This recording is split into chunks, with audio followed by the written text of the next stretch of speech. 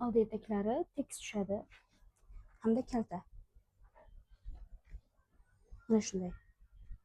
Mana bu yerlari burishib qolibdi deyishingiz mumkin. Burishgan sababi bor.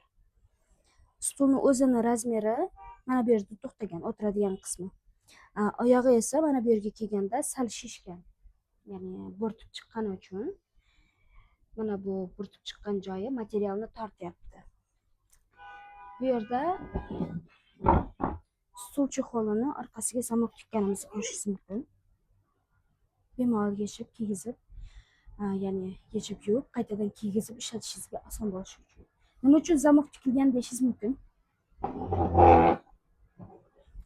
Chunki stulni tepa gavda tomoni keng, pastki gavdasi tor bo'lgani uchun mana shunday orqasiga zamok tikiladi ko'pincha.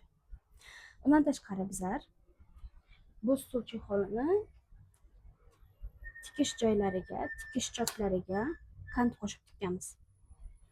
Ko'rishingiz mumkin. Mana bunday kant. Chiroyli. Kichkina ko'rinadi, lekin juda ham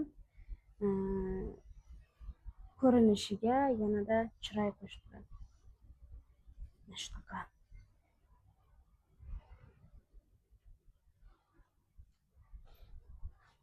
Mana shunday. Zamok turgan joylari.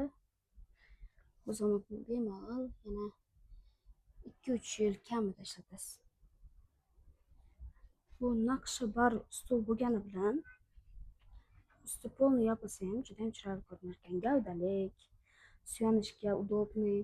Hattoki mana bu yerdagi tepa qismidagi taxtalari, naqshlari suyangan paytingizda belingizga botishi mumkin edi, yelkangizga botishi mumkin edi, lekin chexol bo'lgani uchun endi yelkalaringiz yumshoq stulga tegadi.